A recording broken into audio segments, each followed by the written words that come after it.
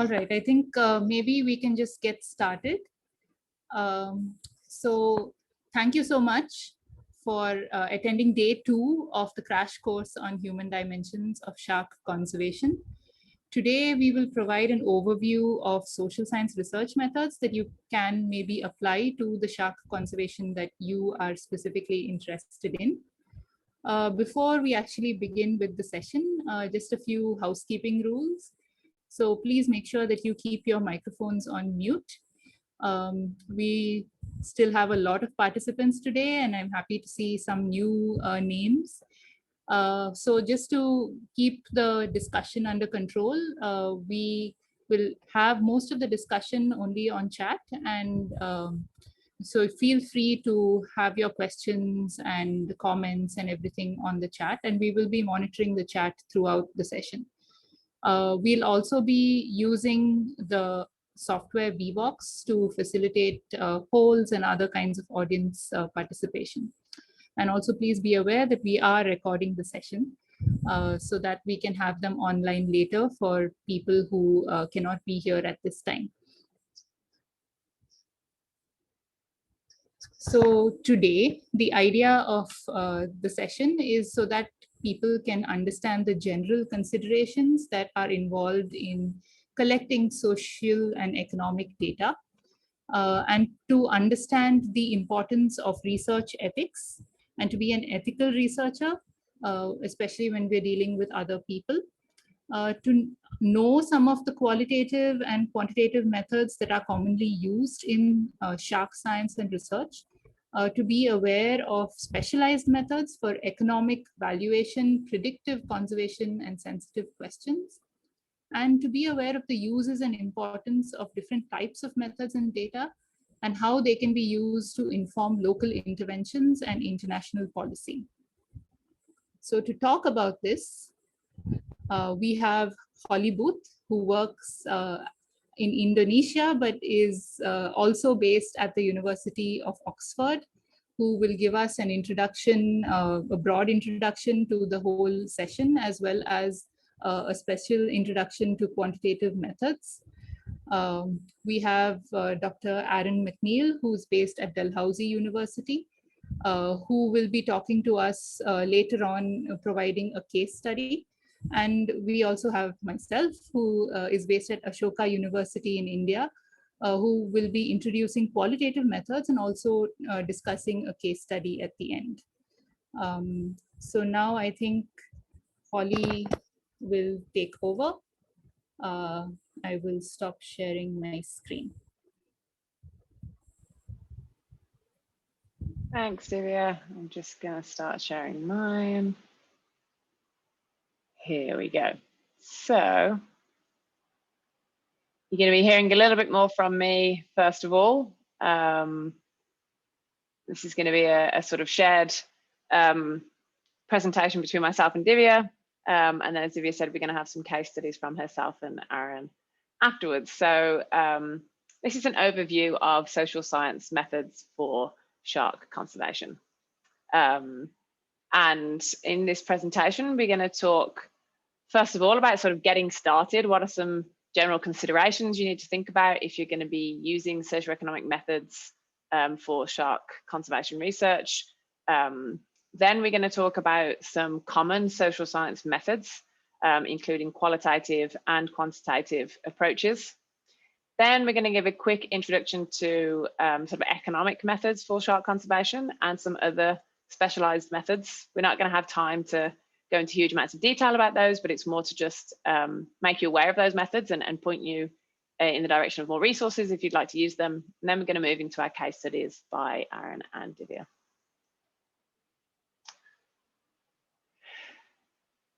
So socioeconomic research is really important for conservation in general and for shark conservation. And in particular, lots of research in conservation to date has focused a lot on sort of describing the state of nature and sort of understanding the sort of technical mechanisms that are causing the unfavorable state. So in a shark context, that would be, describing the state of shark populations, the fact that they're endangered or the fact that they're declining, and describing the fact that it's overfishing that's causing this decline. And that's, that's relatively well established now. We know that. And now we actually need to move sort of beyond that to understanding the underlying drivers, socioeconomic drivers of these issues. And these might be things like high economic value of shark commodities, or the fact that they used it for food and livelihoods. Might be things like social prestige. And then to move down into research on responses. And so things like proposing, designing, implementing, and then robustly testing responses based on an understanding of these drivers. So working with fishers and tourism operators to design local solutions which result in changing behaviour and practices. And hopefully this whole course sort of reinforces the importance of moving towards this type of research, and sort of helps to give you some tips on where to get started. So how to design responses. As we discussed yesterday, first we need to understand these socioeconomic drivers. Before we get into it, I just want to start off with a quick poll. So there's your app for Vivox, as we used before. And the first question that I just want to ask before we get into this today is, on a scale of 1 to 5, how confident are people in the room with using socioeconomic research methods?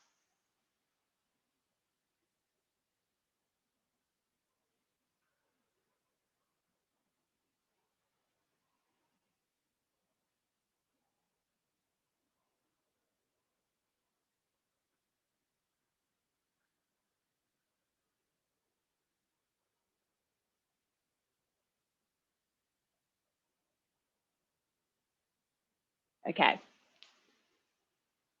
Interesting. Good. I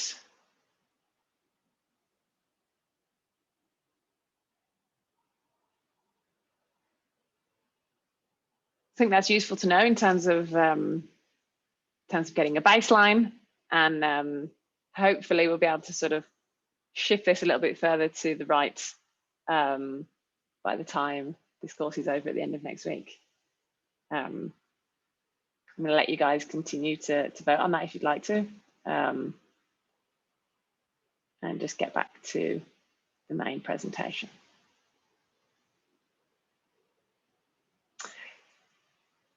So, as I say, first we need to understand the drivers.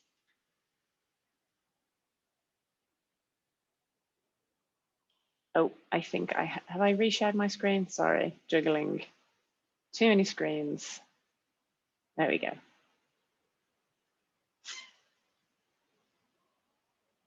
First, we need to understand the drivers, and these are usually socioeconomic issues, and understanding them often requires social sciences research methods, in particular, understanding and respecting people who may have different worldviews from our own. So if you're designing some socioeconomic research, what are some general considerations for getting started? First of all, it's important to think about, what is your agenda? Is it knowing or doing? And what I mean by that is, are you just collecting baseline information on the sort of biology or ecology or fishing pressure of sharks? Or do you want to actually use the information to as a starting point for conservation action?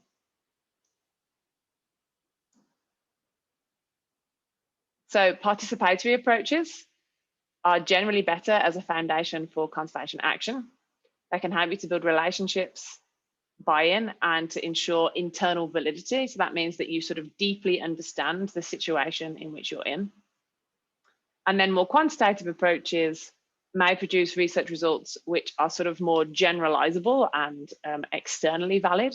And that is, you might be able to sort of extend the results of your research to make inferences about other places and populations. And conservation science often has a dual agenda. So you want to do both research to understand the situation, and you want to do conservation action. And you sort of need to be explicit about this when you're designing your socioeconomic research for shark conservation. Another important factor is to think about scale. So fisher decisions and conservation interventions happen on a range of scales. And it's important that your study design is also at the appropriate scale, or at least considers multiple scales. And so there's this recent paper here from one of my colleagues that looks at sort of different scales of wildlife trade chains, and how you need to think about the sort of individual actors. So that might be, in this diagram, it's the orange squares and the orange circles. So that might be your individual harvesters, your individual vendors, your individual consumers. Then at the sort of broader scale, you need to think about the market and how these different actors interact within the market. And then you need to think about how these actors interact with each other. So if you're doing sort of action research to identify conservation interventions, you need to figure out what's your appropriate scale, or do you need to look at multiple scales? So in a sort of shark fishing example, the individual level might be individual fishers and their individual motivations and access to market. You then might need to think about relationships between local businesses and markets, such as the supply chain structure and the competition dynamics between the different businesses. And then you might want to think about the national and international markets. So what are the sort of quantity and price determinants for shark trade? What do the supply demand dynamics look like? And what are the interactions between legal and illegal trade? And it's kind of important to understand this scale of interactions before you get started. You also need to sort of think about whether you want to know about just people's perceptions, or whether you're interested in understanding their actual behavior. So some study designs can only give you information on people's perceived behavior and their attitudes, while others can give you their actual behavior. And you need to clarify, what is it that you actually want to know about? So going back to our theory of planned behavior from yesterday, just important to remember that attitudes are not always a good proxy for behavior. So you need to be clear about which one you care about in your study.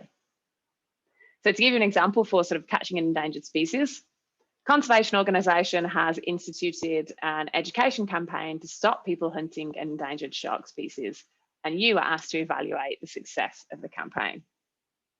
You can ask about people's attitudes. How do you feel about this species now after the education campaign? You could ask about people's reported behavior. Do you intend to catch this species anymore after the campaign? Or you could monitor people's actual behavior, so observing catches at sea. So if you were asked to actually go and do this, what do you think is the best measure of the program's success? We've got another little poll on VBox, which I'm just going to open now.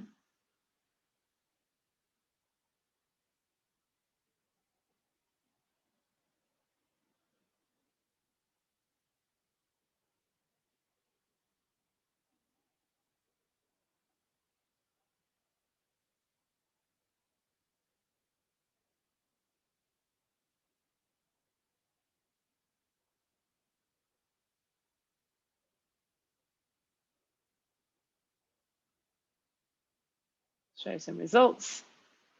Right, of course. So actual behavior is indeed the best measure of the program's success, rather than attitudes and reported behavior. Or indeed, you might actually want to collect information on all of these things to see how people's attitudes have changed and to see whether that change in attitudes has actually resulted in actual behavior change.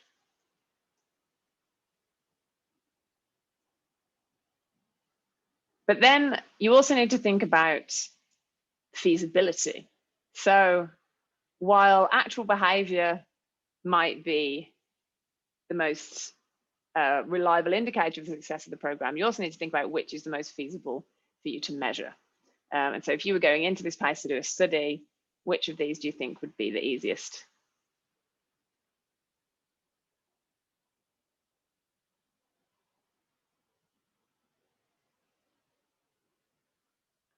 Exactly. Typically asking people about their attitudes and their intentions, especially with regard to fishing, is much easier than going to observe people's actual fishing behavior when they're on a vessel.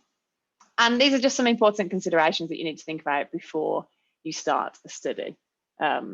So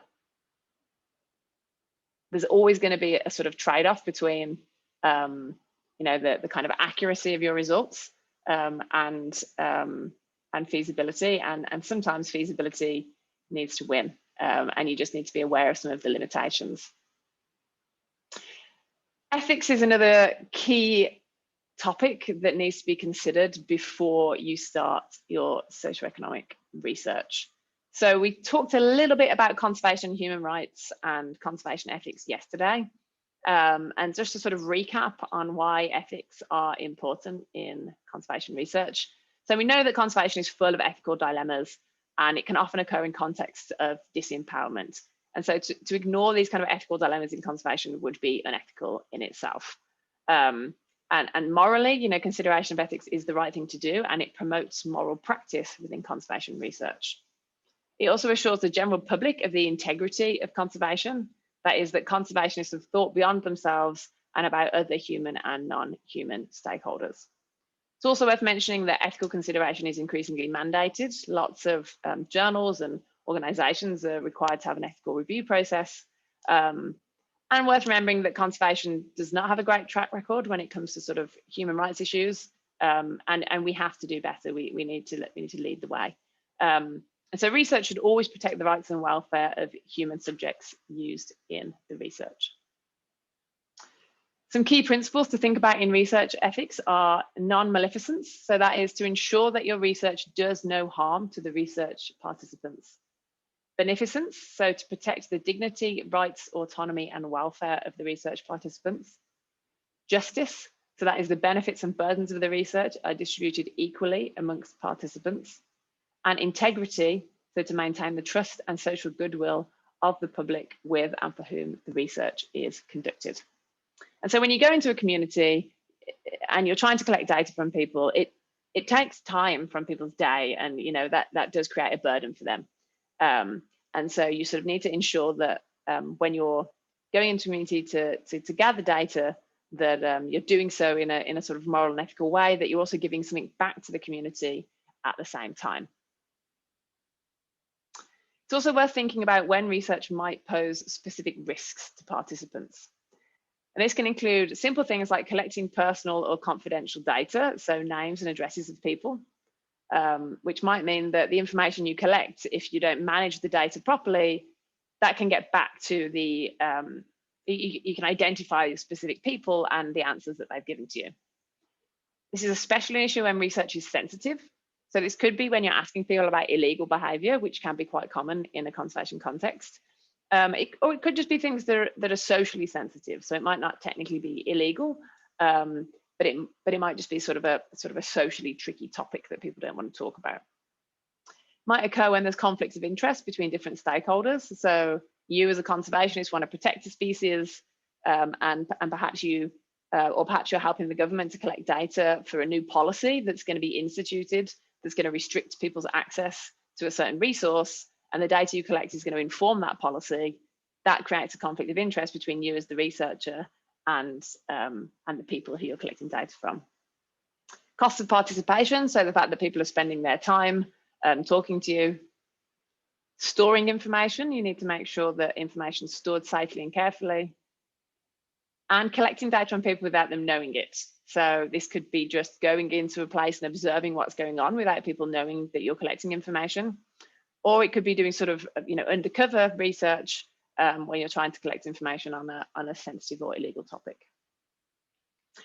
So to tackle some of these potential risks, there are some general principles and considerations. These include things like transparency, confidentiality, ensuring anonymity of your participants. So actually, when I go and do surveys, I don't collect people's names because I actually don't need their name. Sometimes you might need to know who they are so that if you collect more data later, you can come back and you know which sort of attributes are associated with which interviewer. You can do that with numbers or pseudonyms. You don't need to collect their actual name. It's important to avoid creating unrealistic expectations. So if you're asking people about a livelihoods program, for example, don't create expectations for them that they think you're definitely going to come back and implement it. Don't take up people's time unnecessarily with overly long questions. Sometimes people love it. Sometimes people want to chat to you and they're very happy to talk. But sometimes people are busy, especially if it's at a fishing port and they've got their jobs to do. and their daily lives to get on with. So you need to be sort of cognizant of people's time. It's also important to be kind and courteous and to thank people for their time. It's also good to give something back to the community. If I'm doing interviews, sometimes I just bring a small souvenir. So I've brought keyrings from the UK, for example, keyrings with a sort of little things of London on, so buses or post boxes or other quintessentially English things like that. And people typically really love it. Or even it could just be offering people a coffee if you're sitting down and chatting with them for an hour, or coming back at the end of your research to give a presentation. Also really important to build capacity of local researchers, especially for researchers like me as a foreigner working in other places. Super important that we get past this issue of sort of parachute science, and that we're sort of working with and for and building the capacity of researchers throughout the world. And this final one in big capital letters is free, prior, and informed consent. So that means that if you're doing socioeconomic research, before you start your survey or your interview, every participant needs to know who you are, where you're from, and what your research is for. And especially if you're going to do things like take photos or record their personal information, you need to make all of this very clear at the beginning of your research, so that the individual who is participating can give you their free, prior, and informed consent that they're willing to participate in the research. And this is actually just a sort of crucial part of all socioeconomic research. And I can highly recommend that if you're interested in understanding a bit more about research ethics, that you go and check out this paper by Stephanie Britton and colleagues on ethical considerations when conservation research involves people, which goes into much more detail about some of these ethical dilemmas and what you can do to tackle them. So now we're going to move into the part on study design and common methods. I've just got one quick intro slide on this, and then I'm going to hand over to Divya. So when you're conducting socioeconomic research, there is many different study designs and methods and types of data that you can collect. And broadly speaking, they kind of exist on a spectrum. So you might have sort of unstructured participant observation on one hand of the spectrum, when you're just turning up in a place and you're just watching what's going on. You might have things like more qualitative interviews and focus group discussions and community workshops, which are kind of interactive and open. And then you might have things like highly structured surveys and questionnaires, where you have very clear questions and sometimes with very clear close-ended answers. And generally, these exist on a sort of spectrum where, as you move from sort of left to right on this spectrum, you have increasing control over the subject matter and the format of responses. So as I say, very specific questions and potentially very structured responses. But then as you move in the other direction, you have increasing flexibility and openness to the unexpected. And there are sort of different pros and cons of these different things and trade-offs involved.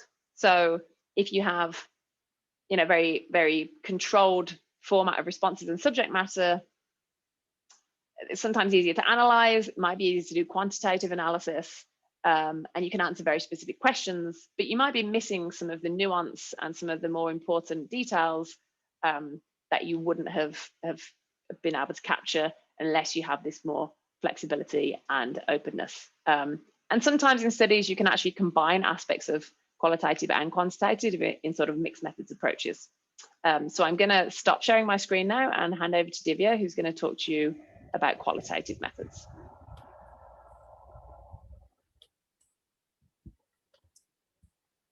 Okay, let me, yeah, I hope that you can see my slides. So as Hollie said, these types of methods basically lie on a spectrum. And we're going to talk about the two ends of the spectrum, like very qualitative research and very quantitative research, and kind of try and figure out what a qualitative approach to research means as opposed to a quantitative approach.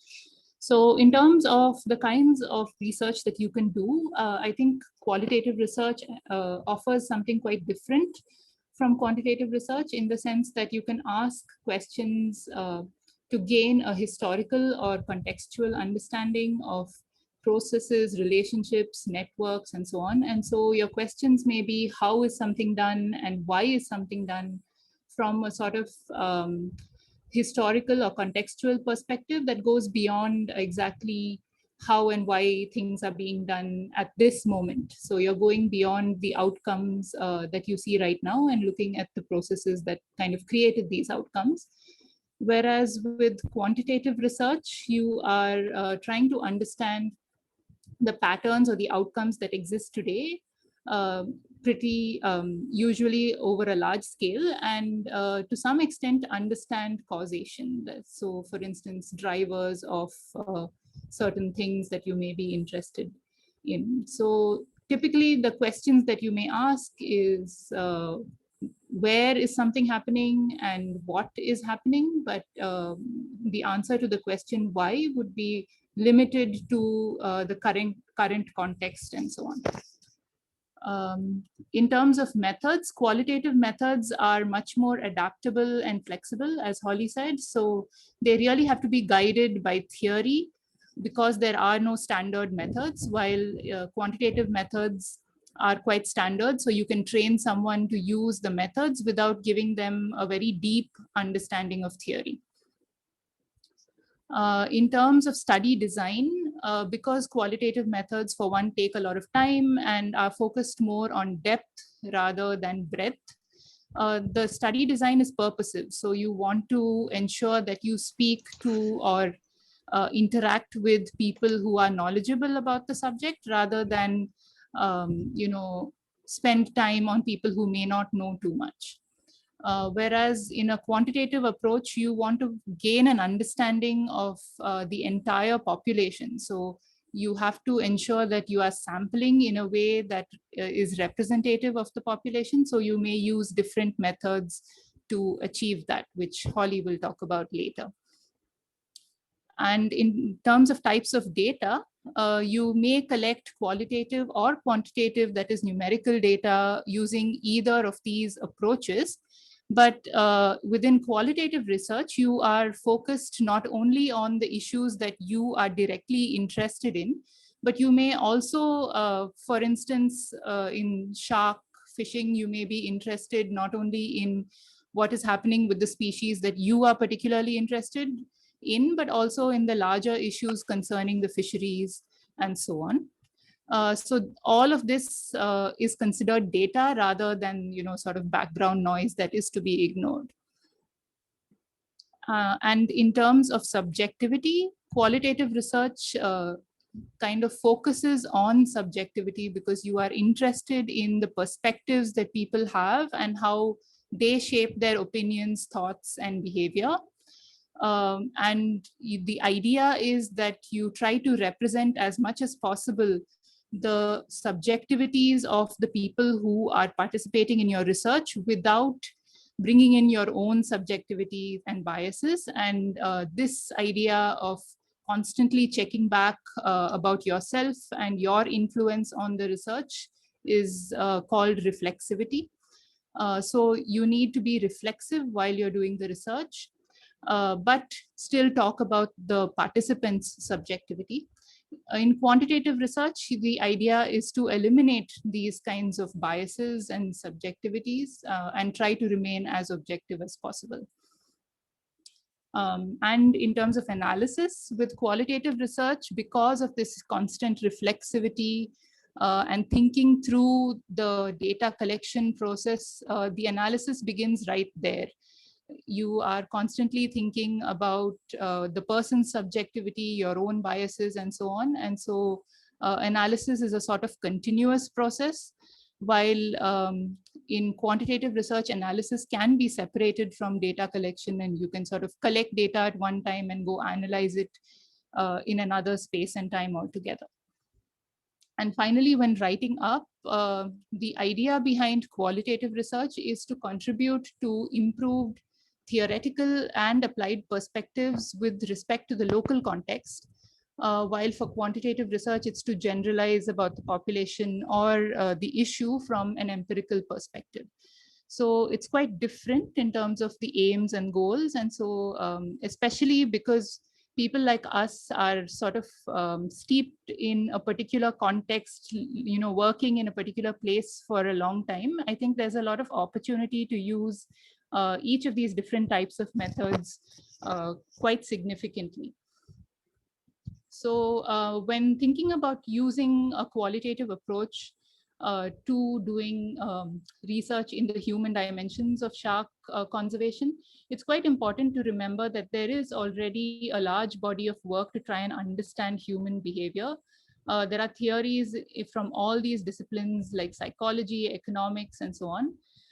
But as people who have largely come into this field from a sort of biology perspective, I think we are constantly thinking about whatever we encounter from the perspective of economics, because that seems to be what sort of drives most of how we think and most of how we see the world.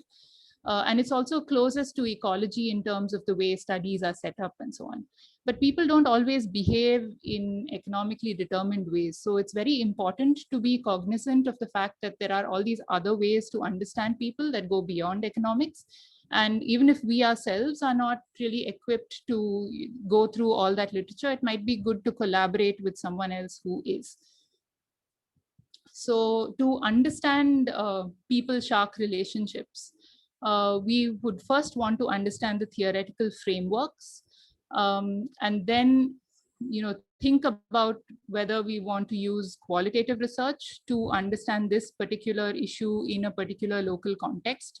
Think about what kind of research questions we might ask depending on what is feasible, what we want to achieve, and also the kinds of methods that we can use. Think about the type of data that we want to collect, how we will analyze it, and actually try it out before actually committing to a full-fledged study. So when I say that the theory is the method from a qualitative perspective, what I'm trying to say is that you are trying to generate understanding about a specific issue in a particular context. So you may be interested in why people are specifically targeting mobula rays in a particular place. So for this, you would need to use qualitative methods because it's a very context specific question. And you may have some kind of, you may want to ask some kind of questions that help you understand relationships of the people there to larger systems and trade networks and other kinds of things. So in this case, your knowledge of the literature and theory should be high if your knowledge of the case study and local context is low, or vice versa. But you can't go in with neither a knowledge of the theory nor a knowledge of the local context. So that's not going to be useful for you to conduct a qualitative research study. So as I said before, you need to lean into subjectivity, but subjectivity of the respondents and not yourself. So you need to ensure that your study design and analysis avoid preconceptions. For instance, I went into a particular research situation thinking that I would want to interview key informants from different villages in a particular region to understand why they fish sharks. But my idea of a village was that it would be a bunch of houses that are spatially separated from the next village, which would also be a bunch of houses. But instead, in this particular place, villages were divided based on who spoke to each other and who had a fight with whom. And so there were some cases where, according to me, it all looked like one village, but according to the locals, they were two completely different villages that fished in different places and fished using different methods. And so it was really important for me to understand that local situation and local context and not impose my preconceived notions on it, because otherwise I would have missed out on an entire source of data. So the aim of this is to generate a deep understanding of context, but keep in mind your role and your position of power often in the research, because when you come in dressed differently, speaking potentially a different dialect or a different language, bringing in equipment and technology and other kinds of things that these people have never seen before, that automatically creates a kind of power dynamic that affects what people feel comfortable saying to you and how they might react when you approach them to do research. So there's a lot of potential to misrepresent what people say because of your own biases, or even potential to influence what people say because of the way you carry yourself or the way you look. And all of these things need to be addressed before you can actually do the study. So as I said before, your study design is purposive. That is, you choose your respondents very carefully, or the participants that you will be observing, you choose them very carefully.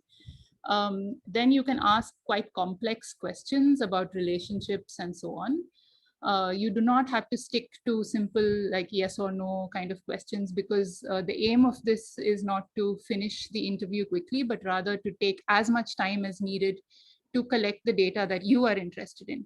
So when I was doing unstructured or open-ended interviews, there have been times when my interviews have lasted for about 4 hours. And this entire time I had to, be alert and think reflexively about my role in influencing the research, and also connect what the person was saying to other things that other respondents had said, and adapt the questions that I wanted to ask to this particular respondent. And as a result, you can't really sample a huge number of people in a day. You are very limited in the number of people that can participate in your research. And so you will interview more than one person for sure, but you will not be able to achieve the sample sizes that you would for quantitative research. So you interview until you reach data saturation, which means there is no answer that seems new to you. You can sort of predict what people are going to say, or rather fit them into different types of categories of responses that you've heard before. And the inferences that you generate cannot be generalized to a population. What they can do is help you generate grounded theory. So some of the methods you might use are open-ended interviews, as I just said, where you can just ask questions like why or in what context people may notice the impact of shark declines. And you may want to ask a whole number of questions around that. And these can be used to explore or explain this kind of research question. You might also use other methods like ethnographies and participant observations. Ethnographies are where you live in and amongst the people for a really long time and get a sense of what's happening in the community just by virtue of living there. And participant observations are when you have clear events where you record exactly what's happening in a situation, but then you also have off times where you're not keeping notes. All of these are involve you maintaining detailed field notes of every interaction and relationship and so on. And it requires you to participate in community activities, even if you feel like they are not directly related to work. So this picture shows a meeting at a temple that fishermen were having to discuss fisheries management. And it was quite relevant to my work on sharks, but I actually did not even realize that this was happening, because I was just walking through the village and somebody said, oh, everybody's heading to the temple to do something. And I thought it was a religious activity. So I was like, okay, I'll stay out of it. But something made me feel like, okay, if the whole community is doing it, maybe I should go see. And then it turned out to be directly related to my work.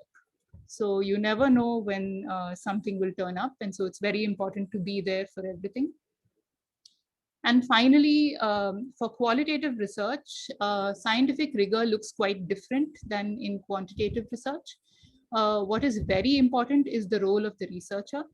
As I said before, there are a lot of issues with respect to the power of the researcher compared to the research participant.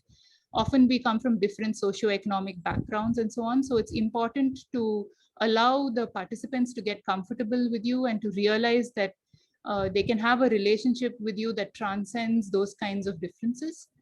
There's also another problem of particularly when we work in conservation NGOs that have been in a place for a really long time, they get very involved with the local community to the extent of being involved in their local politics and so on.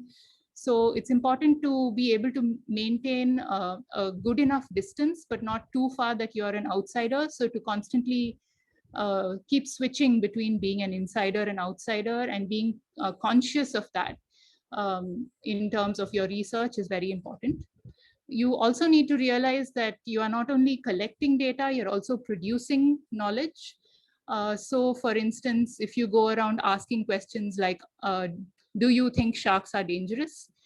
In a community that never thought that way, just because you put those two words together, they might start thinking that way after you finish the research. And you might actually produce this whole, psychology of fear around these species. So you need to be very conscious about that, and be critically reflexive about your position in the research in terms of how you yourself are influencing the research. So I think I will stop here and let Hollie take over to discuss the quantitative research methods that you might use. Brilliant. Thanks so much, Divya. That was awesome. That was really useful. I'm just going to give a quick heads up now. We might be a little bit behind on time. So I think in the agenda, we'd said that this bit was going to run until 12:45, and then we're going to have two 15-minute presentations, and then I think sort of 15 or 20 minutes time for Q&A. My little bit now might run for maybe another 15 minutes, and then I guess we'll have Divya and Aaron give their presentations. And then as long as people don't mind, if they do have questions, perhaps we can stay on sort of for another 5 or 10 minutes for a little bit of discussion at the end. I hope that's okay. Just got lots of material that we're trying to squeeze in. So let me go back to sharing my screen. I might also skip some of the questions just to save on time, but we'll see how we get on. So I'm going to talk a little bit more now about sort of more structured and quantitative questionnaires and surveys. And so typically when you're doing these more structured surveys, the sampling unit is the individual or the household. So Divya was talking a lot about more sort of participatory methods, whereas if you're using more structured surveys, you're typically targeting sort of a single individual, or you might be asking them about general questions about their household. Quantitative data can be obtained, but participatory techniques can still be used as a complement. So usually if I'm doing a sort of more quantitative or structured survey, before I do that, I will do sort of key informant interviews and focus group discussions, so I understand the situation first, and that helps me to design my survey better. The questionnaires and surveys can be very structured, where you just go through the script. They can be semi-structured, where you have sort of open discussion, open questions and discussions around a script. So you might have some broad ideas about what you want to cover, and then you just sort of go with the flow. Or they can be unstructured, just based on a sort of general idea of what is to be discussed. And your questions can be either closed, so you have a set of answers already, or they can be open, in which the respondent can sort of say what they like. And I'm going to go through these in a bit more detail now. So just some general rules. If you're trying to do lots of surveys, and especially if you're trying to gather quantitative information, you want to get through quite a few respondents, which is sort of different to what Divya was just saying. And so it's handy to keep it short and simple if you can. 20 minutes is good, but it can be longer if needed. Sometimes my interviews are more like an hour. Always introduce yourself and your study, assure confidentiality. Don't forget your free, prior and informed consent before you start. At the end, thank them. Ask for further comments, say where they can get more information. It's sometimes good to start with general questions to sort of warm people up, and to put questions that might be a bit more sensitive, such as questions about income, towards the end once they've kind of gotten used to you. It's good to always give the option to say, I don't know, which is different from I'm neutral. And remember that giving interviews and surveys can be as much of an art as a science. As Divya was saying, the sort of relationship between you and your respondent is really important. And so how you come across during the interview and how the respondent feels about you is going to determine the sort of answers that you get. I've put a little star next to the put sensitive questions at the end, because I'm also going to talk a little bit at the end about when you have very sensitive questions, for example, about illegal things, there are some sort of specialized methods you can use.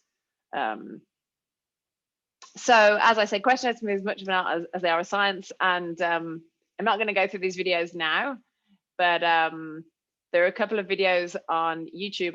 I'll paste them in the chat at the end that give you some good examples of bad and good interview technique, and you can go and watch them and sort of think about what's bad about the bad ones and think about what's good about the good ones, and it might help you to think about your own interview technique in the future.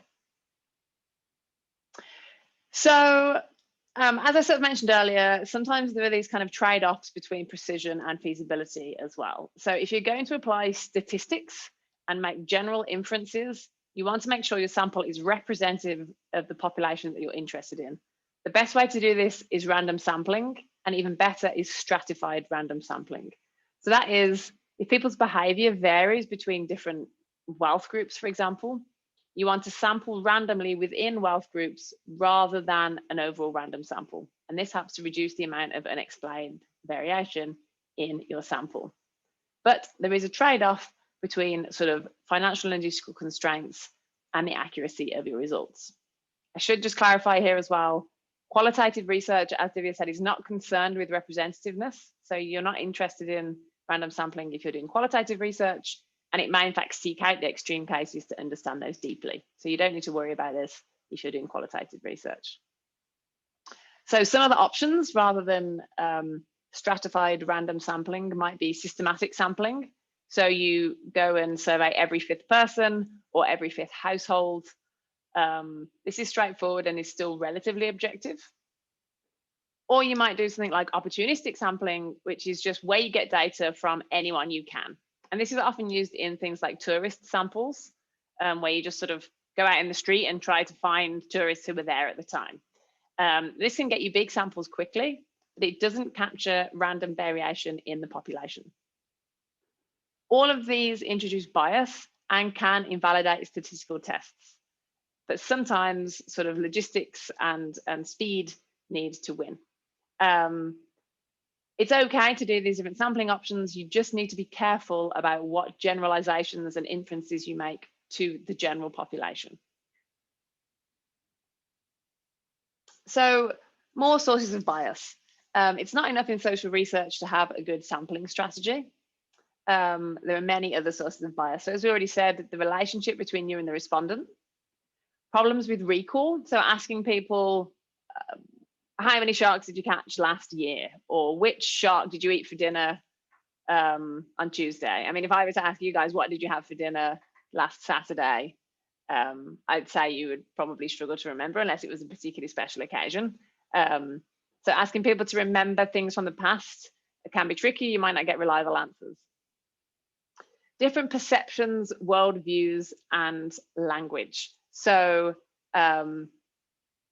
sometimes sort of your perceived truth and your perceived worldview is probably going to be different from the person who you're interviewing. And so the way that you communicate different ideas and different language can be perceived very differently. Divya and I were actually discussing this yesterday, and she gave me a great example about, she had a friend who was interviewing a community about otters. And she found that the fishers were telling her that otters were like dogs. And in the interviewer's perspective, she loved dogs, and so she thought this was a positive statement, and that fishers thought, otters were kind of fluffy and cute and loyal. But it turned out that actually the fishers didn't like dogs, and they thought they were a nuisance. And so the use of the word dog was actually very different in the perceptions of the interviewer versus the interviewees. And so you need to be careful, especially when you're wording questions, and especially when your questions are going to be translated, to make sure that what you think you're saying means the same thing to the people that you're interviewing. Strategic behavior. So if you're turning up and asking people about a conservation intervention, they might tell you what they think you want to hear, or they might tell you something which they think means you're going to help them in the future. So you just need to be sort of aware of the reasons why people might be giving you certain answers. Social bias, so there might be certain things which are sensitive topics. Again, this can be things like illegal behavior, or it can be questions regarding, you know, drug and alcohol use, or people's sexuality, just topics that are sensitive that people don't want to talk about. Issues such as lack of understanding of the question, so you need to make sure your questions are really clear and really simple. So ways to minimize these kind of biases are spending time in the community and understanding people's perceptions, motivations, and community dynamics. Triangulation is really important, so using different methods, different respondents, and multiple ways of asking similar questions. So you might have a kind of structured question, first of all, and then you might have an open-ended follow-up question where you ask people to explain their answer. And that can help you to sort of triangulate between the structured response and the details that they give you later. It's good to minimize recall periods. So don't ask people questions about things they did a long time ago, unless there's a really memorable event you can anchor it to. Ask people about actual values, not typical values. So perhaps say, how many sharks did you catch on your fishing trip yesterday, rather than on average, how many sharks do you normally catch? And make sure you design the study well and pilot so that questions are well understood. So a few useful question formats, some of these I've mentioned already, open versus closed. So an open question would be, can you explain your main reasons for catching sharks? The closed question would be, what are your main reasons for catching sharks? Please select from the following. And you can use combinations of these. So open questions can be more difficult to answer and analyze, but you can get a wider range of responses and you can understand more deeply. Closed questions can lead the respondent because you're already giving them answers and they might just say, oh yeah, that sounds about right, even if it's not actually the answer. But they are easier to analyze. If you're going to use closed questions, these should be informed by some prior knowledge of your sample population. So you want your options to be sort of the likely range of answers rather than just sort of pulled out of nowhere.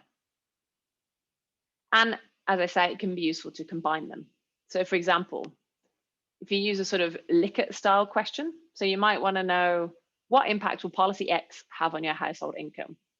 And a sort of Likert scale would go from a large positive impact to a large negative impact with sort of neutral or no impact in the middle. So you might want to ask this structured Likert style question and then follow it up with an open question, which is please explain your answer. And then you can get more of the details as to why a respondent thinks it's that way. Another example of a structured question is ranking. So please rank the following species in order of their contribution to your household income. And then they can sort of rank the top one and then give the others numbers. Or a sort of open-ended way of asking this question might be, which species provide the largest contribution to your household income? But that's difficult to quantitatively analyze. So some common pitfalls that are worth remembering. Ambiguous questions. So which of the species that you catch is the most important? But what does important actually even mean? Profitable, numerous, tasty? It's important to be specific. And so you could instead ask, which species fetches the highest price per individual? Or which species do you catch most frequently? And this can help to avoid some of the biases that I mentioned earlier. Leading questions. So have wildlife numbers declined in your area? This is leading because it's assuming that the answer is yes, and it's not giving people any kind of time scale or spatial scale either. Instead, ask, have you noticed any changes in wildlife numbers in the village hunting area since the road came or since event X or in your lifetime? Can you describe these changes to me? And so that's a neutral way, and they can say, yes, it's gone up or gone down. Avoid jargon. So saying things like livelihoods, stakeholders, and commodities to the people that you're interviewing, they might not understand those words. Instead, break down the question and approach it in a different way.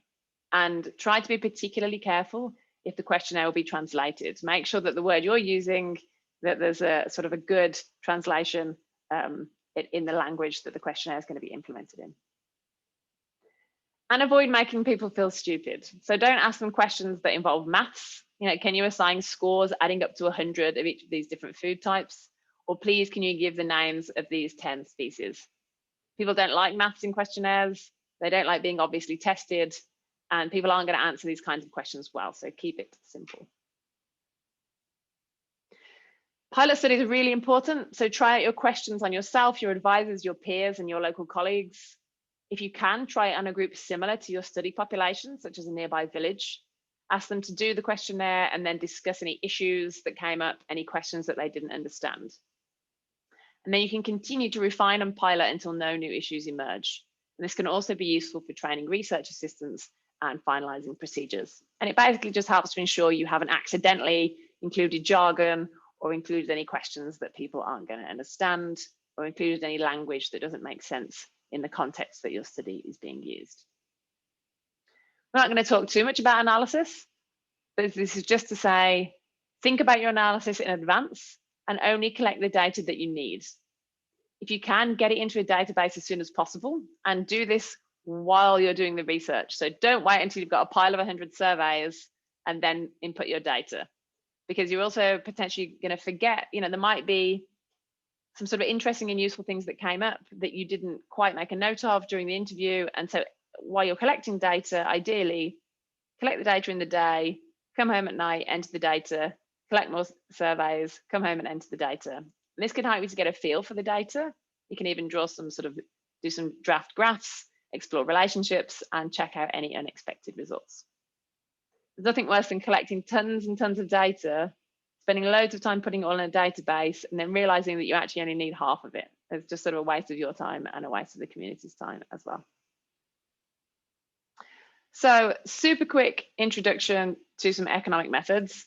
All I'm going to do is just make you aware that some of these methods exist and point you in the direction of some resources where you can go and get more information, because we need to move on to our case studies.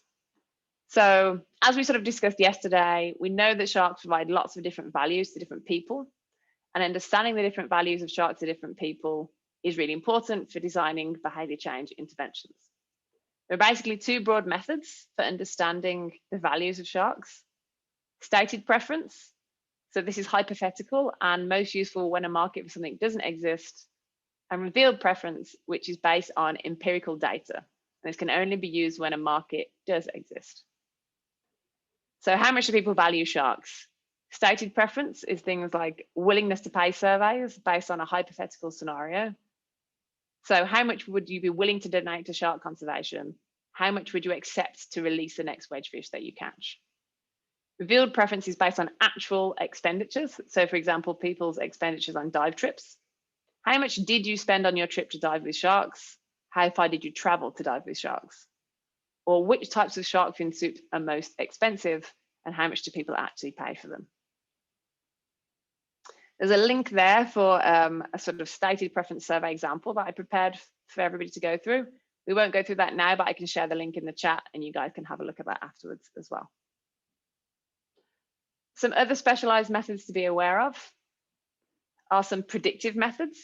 So these are based on the idea that you're trying to design conservation interventions to change behavior. And there are certain methods that you can use to try to explore how people might respond to different conservation interventions before you actually introduce those interventions. The sort of three broad methods for predicting effectiveness are scenario interviews, where you use interviews to construct a set of plausible futures, which might include different potential intervention options, and you ask people how they might respond under those conditions. Another option is choice experiments. So you give people a set of options characterized by a small number of different attributes and ask them to pick the options that they prefer. And actually, Diogo on day 5 is going to talk to us a little bit more about choice experiments. And then finally, experimental games, where you create a social dilemma in a sort of gaming setting, in which usually the sort of interests of the individual player are at odds with the rest of the group. And you can sort of see how they play. It's good if you can actually have some sort of financial payoff at the end of the game, which is dependent on people's behavior during the game. So games actually measure sort of real behavior. I appreciate that's sort of a very quick sort of introduction to those techniques. I recommend if you're interested in these kinds of methods, you go and take a look at this paper by Henry Travers and colleagues on a manifesto for predictive conservation. Or you can also drop me a line as well, as these are some of the methods that I'm currently using for some of my research. And then finally, again, just so that you're aware of these methods, sensitive questioning techniques. These are particularly useful if you're trying to understand illegal or sensitive behaviors where asking direct questions won't result in true answers. So sensitive questioning techniques help to ensure the anonymity of your respondents. They've been proven to increase willingness to answer, and they make it impossible to directly link incriminating data to an individual. There's a range of different techniques. These include things like the randomized response technique and the unmatched count technique. I won't go into these in detail now. But I recommend, if you're interested in these methods, that you start with this resource, which is a recent paper that's just been published this year on specialized questioning techniques and their use in conservation, a review of available tools with a focus on methodological advances. So that's just more to let you know that these other cool methods exist and to sort of point you in the right direction if you'd like to know more about them. So I'm going to stop there and I'm going to hand over. I can't remember who's meant to go first, whether it's Divya or Aaron. I can't remember who's in the. Aaron. Okay, I'm going to stop there and I'm going to hand over to Aaron, who's going to be talking to us about sort of big data for socio-ecological systems. Huge thanks to Aaron for joining us today. I think we're actually interrupting his leave at the moment. So especially thankful for him coming along. That's okay. Thanks so much for having me, you guys. I really appreciate all the great content that Divya and Hollie had there. There's, as somebody who operates in this space, a lot of what they say is true. So take them at their word. So I'm going to talk today about multi-scale systems and sort of kind of big data. It's not big data in the machine learning sense of big data, but it's big data in terms of scale and some of the social ecological work that I've done with my colleagues over the last 15 years and something that I think really applies in the shark space increasingly. I'll just sort of tell this as a little bit of a narrative, unfortunately, about myself, but I think conceptually it hangs together, which is when I was in grad school, I read these two books, one of which is really old, Alan Starr, I think it's 1982, and this other book by Raudenbush and Burke, which is about educational linear models, which is from the 90s. But they tied together two really key things, which is one, that things that we study in ecology and social ecology happen at different scales, which Hollie mentioned.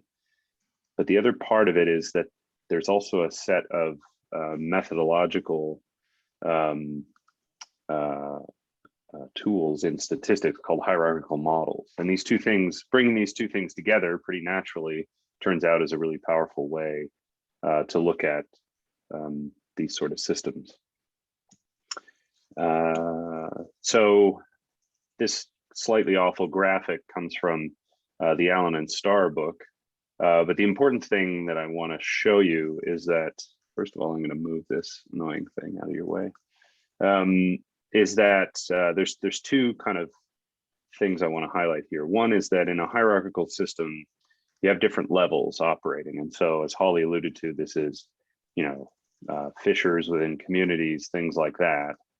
And these can also be things that are nested within countries and nested within regions. And this sort of structure is something that you'll see a lot in what I'm going to talk about.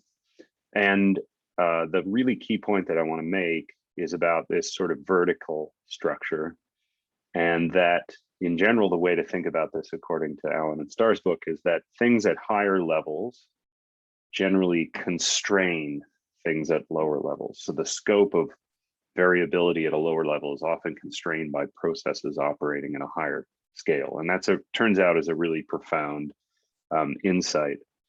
There are also horizontal structures that can equate to interactions in statistical models. And these have to do with different types of relationships that are not constraining. They tend to have to do with the way that things interact.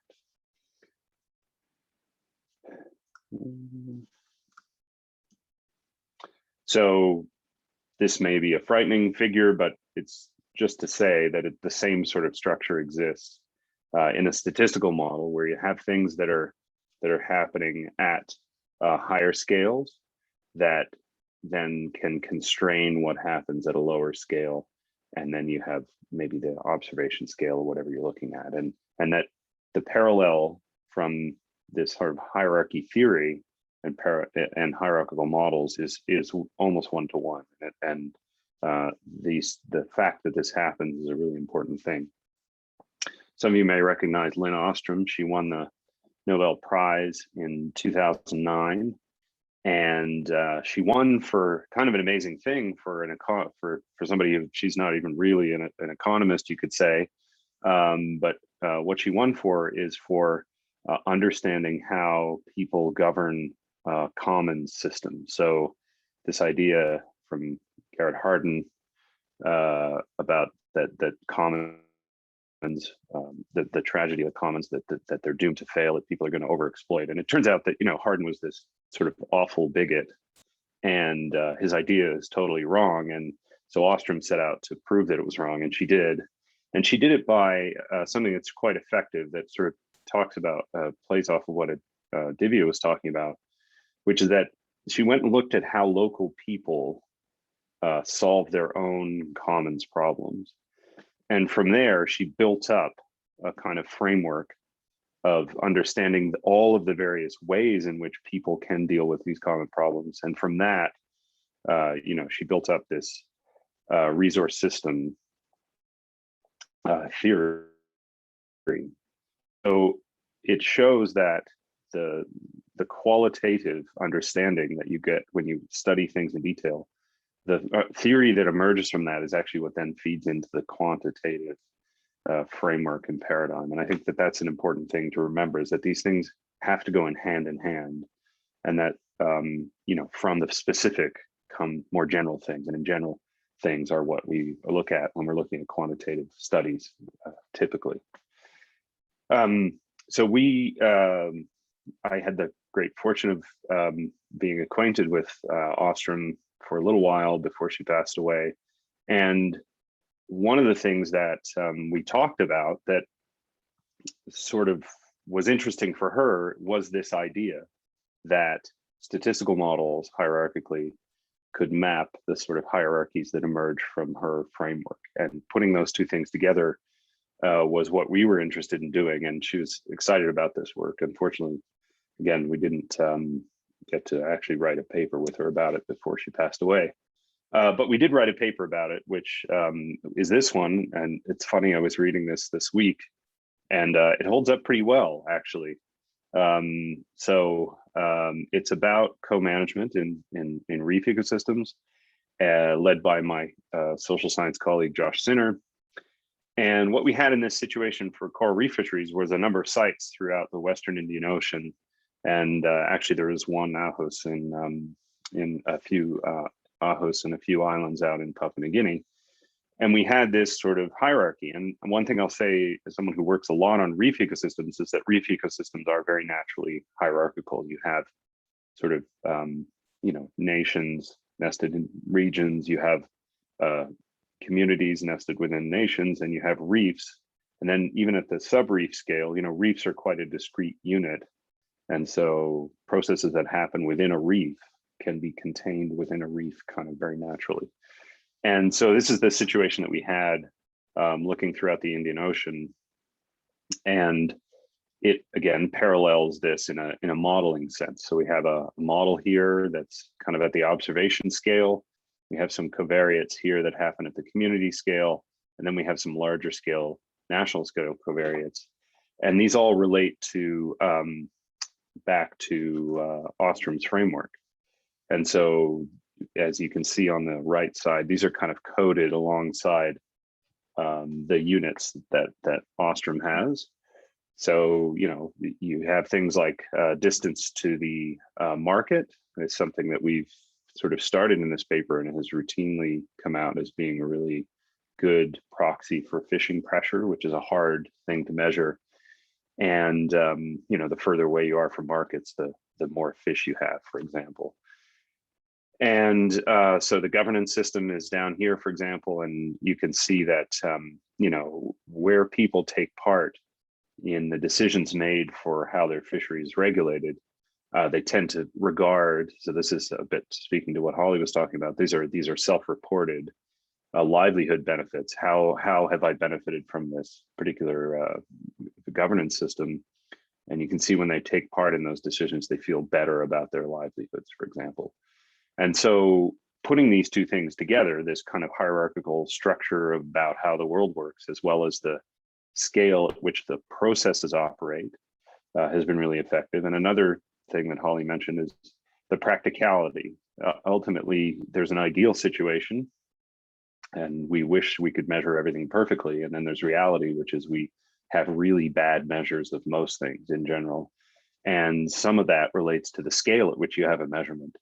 I may want to look at the abundance of something on a transect, and maybe the only temperature record I have for that place is at the, you know, 4 kilometer grid square or something like that, which actually may not be the right scale for that particular thing. Maybe coral bleaching is a better example, where if you have a 4 kilometer scaled measure of temperature, it's very hard to get the fine scale variation in bleaching that happens in a coral. So, you know, there are these realities that intrude all the time when it comes to data and what we're able to look at kind of quantitatively. We took this sort of hierarchical approach. It's kind of I'm a bit of a one-trick pony in that sense. So I look at pretty much everything hierarchically, and we use this in this paper, relating to reef sharks. And this was the Global Finprint Project. And we looked at sort of relative abundance of reef sharks around the world.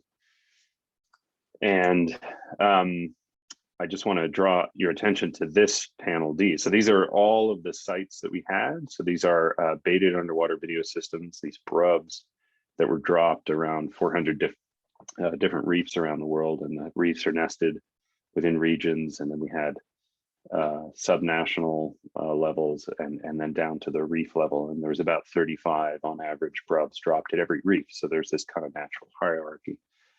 But in terms of the social components of this story, we didn't have a lot of good social data because mostly this is ecologists dropping cameras on reefs. But we were interested in, you know, what are the broad drivers of relative abundance of reef sharks around the world. And so what we did is we dropped those ideas in at a large scale, right? We didn't have very fine scale measurements, but we did have often sort of community scale or even national scale variables. And so gravity, this is gravity from each reef. So that's at one scale. And again, as a proxy for fishing pressure. And then we had some things that happened at the national scale, like the size of the local population and voice and accountability, which is a representation of the degree to which people have a say in how their resources managed. And then the Human Development Index, which is sort of a broad metric of wealth and development.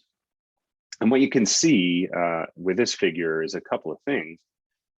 One is the magnitude of the effects. So these are effect sizes are directly comparable, and you can see, you know, populations had the most negative effect and voice and accountability had the most positive effect. But what you can also see is that the precision of the estimates is different. And this has to do with the number of samples that you get when you look at things at different scales.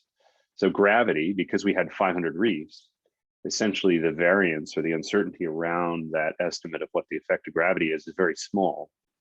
Whereas these population size, voice and accountability, HDI, we have about 40 countries.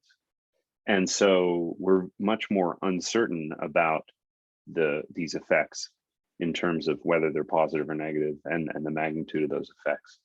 And that's what we'd expect in a hierarchical model. You expect that higher scale, so broader scale variables will be less certain because you just essentially have less data. If we had put a model together where we'd assumed population size, which is actually measured at a national scale, if we'd assumed that it was measured at a reef scale, you'd have a really precise estimate, but it would be wrong because we don't have 500 estimates of population size. We have about 40. And so these sorts of considerations are really, really important. But the methodology here is strong in that by taking data from a lot of different places around the world at various scales, we do kind of what Ostrom's framework allowed us to do, which is to learn about how various processes operate at a local scale, but learning about it broadly. And so you're trading off, in a sense, between the specificity of what Divya was talking about and kind of more broad scale things that you can figure out by looking at quantitative methods in general. And the hierarchical model allows you to kind of integrate over a lot of those things and to learn about things at multiple scales, and so that information can be shared across scales. And that, to me, is a very attractive and powerful part of using hierarchical models. Another benefit of doing this was just that we got national scale estimates. I mean, I always joke with my co-authors that when they decide, well, should we report national scale? And I say, of course we should, for the same reasons that people watch the Olympics. We're very nationalistic, and all of us, even those of us on the left, we love watching things where countries are competing in a friendly way, and it makes it it's exciting to see our compatriots do well. And so we have this sort of perverse interest as well in conservation, which is to rank things and to see, how well everybody's doing. My motivation for doing that here is, I'm saying this sort of tongue in cheek, but actually it is interesting for people. It is interesting for governments, for example, to know where they stand. And that's what this paper and this hierarchical model allowed us to do, is to come up with a ranking of how well various countries are doing in terms of the relative abundance of reef sharks, which is not an easy number to pin down. But by doing things hierarchically, again, we could integrate information, and suddenly things were put on a very comparable relative scale, which allowed us to put these rankings together. And that was another advantage of doing things hierarchically. I'll just give a shout out to Jessica Zamborian-Mason, who's just finished her PhD at James Cook University, who's done this as well with a downscaling. So not only can information flow upwards in a hierarchical model, it can also sort of flow downwards, where we have a global model of the relative abundance of reef fish, which is kind of at this scale. And then she's just finished a paper, which has just, I think, recently been accepted, that then took these global estimates and downscaled them using very local measurements to see how to generate sustainable reference points at a very small scale. So again, these hierarchical models allow you to learn from a national scale and from an international scale, and have information that is still locally relevant, provided that you scale it properly to that lower scale. And it's a very kind of new thing. Jessica's the first person to do that, but it's something that is increasingly important. It was certainly is a critique that I've heard in the past of work we've done, which is, well, how is this relevant to my local place? And this is how you can do it is through a downscaling approach. The last thing I'll say is something I teach a lot, which is when people are intimidated by models and modeling, and is that, models are models in the sense that you can make them out of anything, right? You can make it out of clay, and if it represents something about how a situation works, then it conveys information and it conveys meaning. And ultimately, what we're trying to do with a statistical model, for example, is to try to understand how the world works and to convey that meaning in a transferable way. And I think there's a real mistake, or there's a bit of hubris often with quantitative people thinking that it's superior or something like that. And I think my message is that it's just one tool in the toolbox. I think because it's intimidating, because we often are not trained to use things. But I'll say that it's the analogy I often use is like Japanese. Japanese, if you don't speak Japanese, is really intimidating. But once you learn to speak it, it's just a tool for understanding the world and communicating. And so, quantitative methods, I really like them because I think, they're very helpful for making broad inferences and integrating information across scales, but ultimately don't get too beholden to quantitative methods. All methods are important, and reading broadly in both qualitative and quantitative circles is very important to implement quantitative things effectively. So with that, I'll hand over control here to Divya. Thank you so much, Aaron. We typically would have had some questions at the end of this talk, but I think since we're running out of time, we'll just go ahead with my talk next and then move on to the question session if you still have time. Okay, so let me just go ahead and share my screen.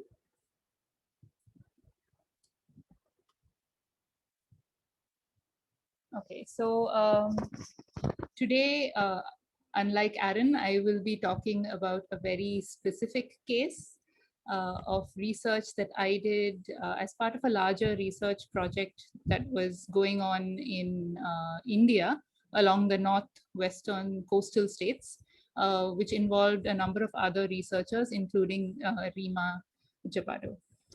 So why we were interested in looking at shark fishing in India is because India is one of the largest shark harvesting nations in the world. For a long time, it was #2 in the world, and recently it's gone to #3 in the world for shark fishing, but it's still quite large. And globally, the discourse in scientific literature and so on was that these harvests were being done to feed the huge demand for shark fins in Southeast Asia, particularly China. But more recent research has shown that the demand for shark fins is dropping. So on the top here, we have a graph showing the imports of shark fins in Hong Kong, which is a big trade hub, which have been declining since about 2010. And below, we have another graph from Vanessa Jaite and others, who have shown that the prices for the fins of different shark and guitarfish species and so on have declined since about 2002, 2003. So given this declining demand, I was kind of surprised to see that sharks were still being landed and traded in the Indian fishing harbors that I visited as part of my work. And I began to wonder why this was. And so Rima and the other researchers and I decided that we would focus our work on these two states that are Gujarat and Maharashtra, and look at what was driving the shark fisheries here, despite the fact that international trade was declining. So we specifically worked with fishermen in two of the port fishing harbor sites, which was Port Bandar and Malvan. And at these places, we used mixed methods. So we conducted surveys because we wanted to gather quantitative data on how people fished, where they fished for sharks and what their fishing practices were, and also to some extent why they continued to land and sell sharks. But then we also wanted to have a deeper understanding of what shark fishing meant to the community. So for that, we used more qualitative methods where we use semi-structured interviews with both fishers as well as traders. And for this, we selected a small sample of people that we knew had a lot of information, particularly older fishers who could tell us about the cultural context. And we were trying to follow the value chain. And so we had to use a kind of snowball approach with traders to really find people who were ready to talk to us about this. And finally, when we collected this qualitative data, we had to code it according to different themes that emerged from the data and analyze this data for its contents. So in terms of the survey, what would have been ideal was a truly random sample in a statistical sense. But what actually happened on the field was that the place that we had most access to fishermen was at the landing sites. And we could never predict exactly who would be there or how many people would be there. So instead of a random sample, we ended up having to sample systematically. but we did try to stratify our sample based on what types of fishing gear the fishermen were using and also which villages they were coming from. While conducting these interviews, we did a number of things to try and eliminate bias. For one, we were quite concerned about whether respondents would feel comfortable enough to talk to us about things that at least we considered sensitive with respect to killing species, or rather harvesting species that might be protected by Indian law and things like that. And to ensure that this was possible, we tried to get people on their own rather than in groups, and also to have the interview in places where they felt comfortable rather than whatever was logistically the most easy for us.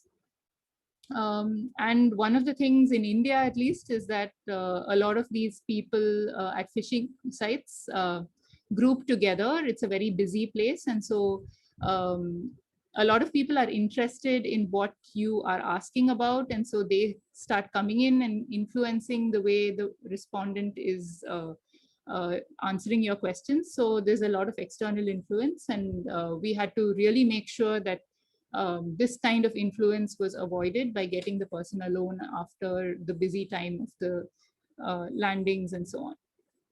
We also carefully structured the interview in the local dialect to make sure that we used language that was neutral. So we didn't, use language like illegal or protected species and things like that, but maintained a neutral sort of language and flow.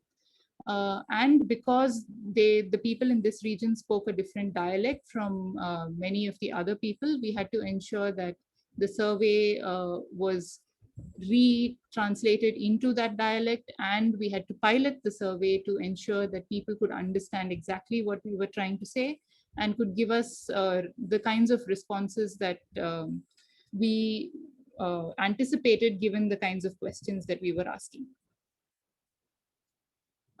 So in addition to this, because we were also had a qualitative component to the research, what I did was to spend some time to get to know the community before I actually started with the qualitative part of the research. Getting to know the community meant that the community also got to know me, which allowed for some relationship and trust building before I actually started with the interviews. This was the time that I also used to identify who might be the key informants that I would like to interview. And then I constructed an interview guide.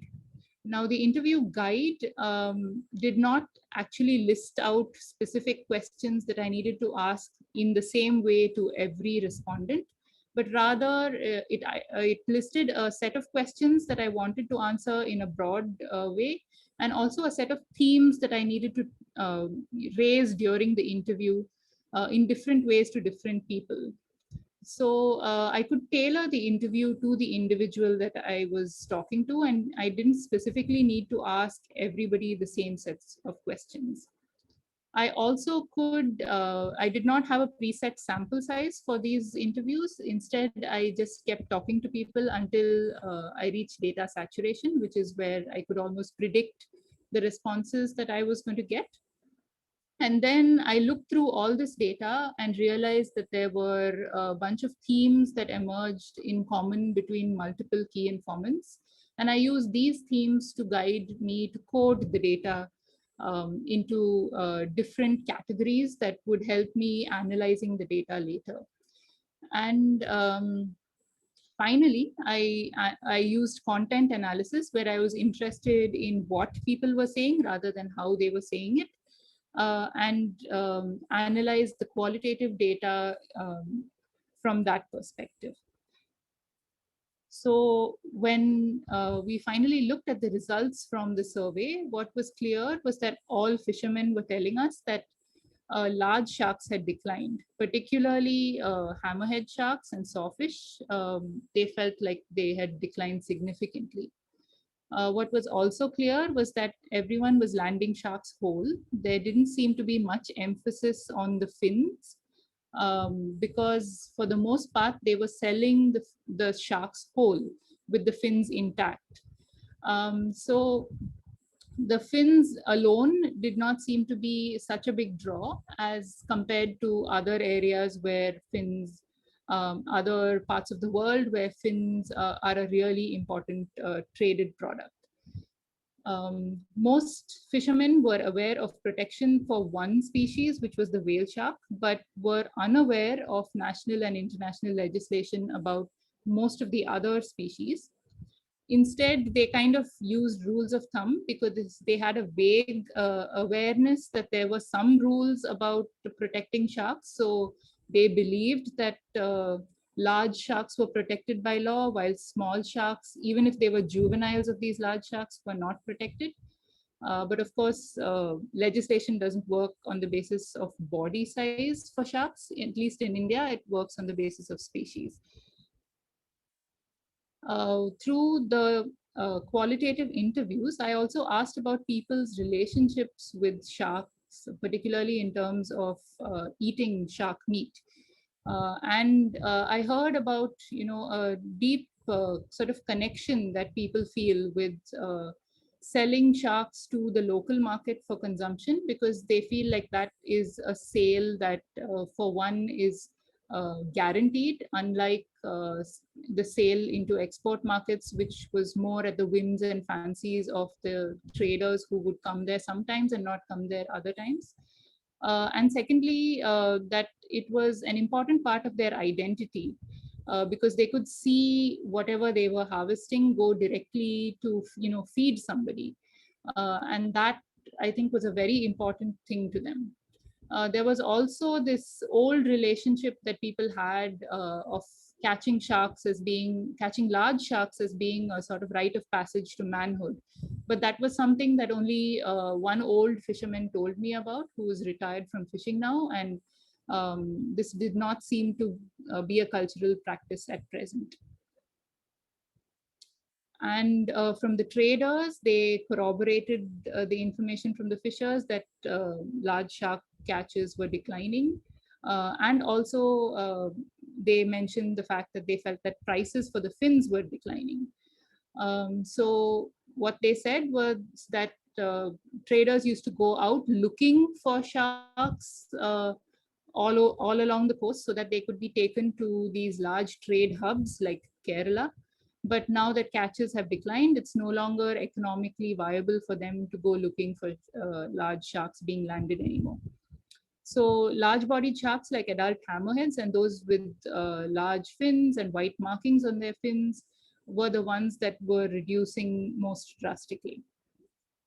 So from this data, we could make inferences about the fact that relatively low-value local markets for shark meat were what was most important to the fishermen. And this seemed to be driving the continued harvest of sharks, even though it was a low-value market, because fishers were disconnected from the high profits that traders made in fins and export and so on. And the low value shark meat not only provided basic or supplemental income to the poor fishermen, but was also important, protein nutrition for poor coastal communities. So this makes the conservation challenge of reducing shark meat harvests in India quite complex. And it's something that I'm trying to tackle now with the conservation initiative that I run. But what was clear is that fishermen and traders have very poor awareness about legislation and regulations and so on, because there's very little government awareness, and they seem to rely more on market signals to figure out, which species is being protected and what's happening in terms of trade. So what we could get from this is that there were clear policy recommendations to be made for certain species like the hammerheads and the oceanic whitetips and also mobula rays, because none of these are protected in Indian law, even though they are protected under various appendices of CITES. But it was clear that these were species in need of protection, and that some of them, because of their unique biology or unique appearance, can clearly be are good candidates for some kind of regulatory protection. But in addition to this, of course, a lot of work needs to be done on the ground with respect to domestic shark meat consumption. And that is something that I'm working on now through this initiative called In-Season Fish. If any of you are interested, I'd recommend that you check some of our work on social media. And of course, many of you have my email address already, but if you have any other questions, you can also reach me at this other email address. I think I'll stop here and maybe we can open up to a few questions. Hollie, would you like to take over? Because I haven't been looking at the chat. Yeah, brilliant. Thanks so much, guys. So I think we've got time just for one or two questions. So one question that I can see for you, Divya, is from Alifa. And she's asking, what percentage was target catch as opposed to secondary or sort of desirable, valuable bycatch? Yeah, so yeah, this is a great question.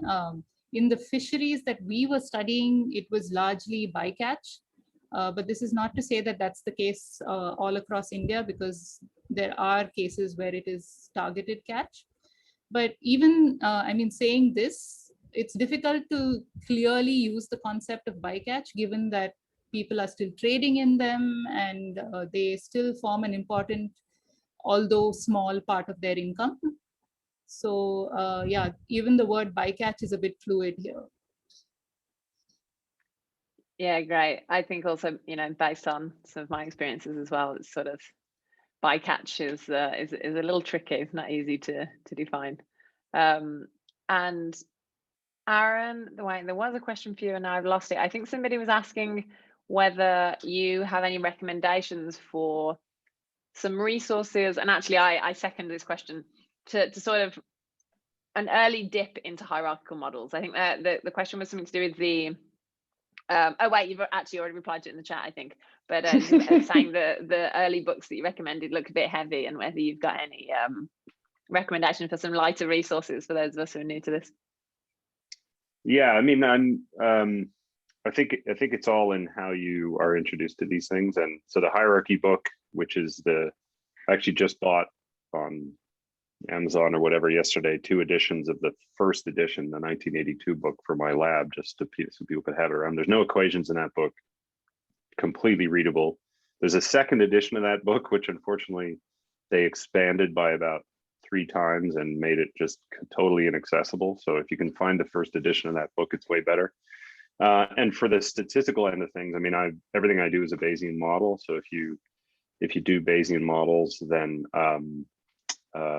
Richard McElraith's book Statistical Rethinking is unbelievable, and I can't recommend it enough. If you just take your time and just be patient with yourself and just work through it really slowly. And he has phenomenal lectures online as well that are all freely available, as well as the code and everything is open source. I think that's a really good one. Another one that's really good is Alan Zur and Elena Leno's what is it called? Mixed Effects Models in R, I believe. It's got penguins on the cover, and that's a really, really good one as well. Anything that Alan and Elena put out is just fantastic and very accessible in a statistical modeling sense, and they have very good ecological examples for people as well. Brilliant, good to know.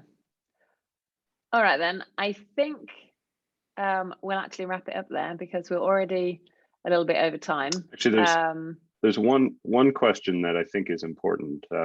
Elizabeth is asking about the overlap of quantitative and qualitative data.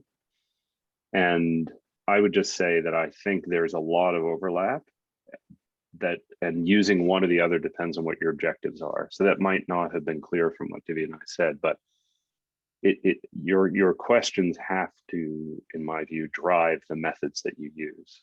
So if you have very broad questions and you're making an inference from data, then that's a very quantitative question. If you're going into much more depth about a specific place and the complexities of how people's lives are and how they ended up in that place, then I would say that's where quantitative qualitative studies come. And then the other part I would say, though, is that they feed into each other, which is the qualitative work really sets the theory and the ideas, and then often quantitative methods are used to test for and look for evidence of these ideas more broadly.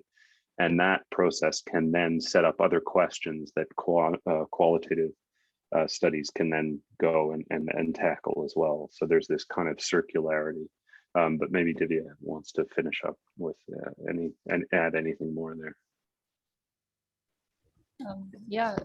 So I don't think I have much to add, because I think pretty much that was how I thought about it also. And I think we were talking about qualitative and quantitative as being sort of on a continuum and not seeing them as sort of two separate things. They're not so much two sides of a coin as sort of, just being different parts of each other. I don't know exactly what I'm saying right now. I think I've lost it after 1.5 hours. But to say that one is better than the other doesn't make any sense, because they do feed into each other, and as we spoke about, they are answering different kinds of questions. And like you say, Elizabeth, it's often, it's perceived that, one is more robust and one is more science and the other one is sort of description, but that's definitely not the case. And I think there's a lot of opportunity for people who are doing sharp work, especially to incorporate a lot more qualitative research. Because we get to be on the field and we get to see exactly what's happening in there. And a lot of social scientists don't really get access in this way to communities as compared to, NGOs who've been working in a place for a really long time.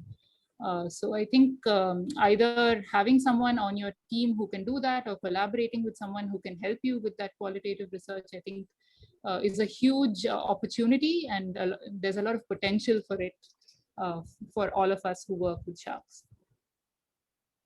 Yeah, brilliant. I actually think that's a really nice question to sort of wrap up on, actually, and maybe just to kind of echo and sort of recap on what both Aaron and Divya said. I think, based on my experience, I almost always use both. So I don't think I've actually ever done a study that could be considered to be purely qualitative or purely quantitative. And often, let's say if you're doing a quantitative study, you can use the qualitative first, so you can really understand the context, understand the situation. It can help you to design your study. And especially, and you see this happen often, is you get these big quantitative, big data studies that are done by people sort of sitting at a desk just looking at data. And the conclusions that they draw from the data aren't necessarily accurate because they actually don't understand the situation. And so what I found based on my experiences is your quantitative data can give you these kind of statistics and trends, and that's the kind of, what is happening or how much of something is happening.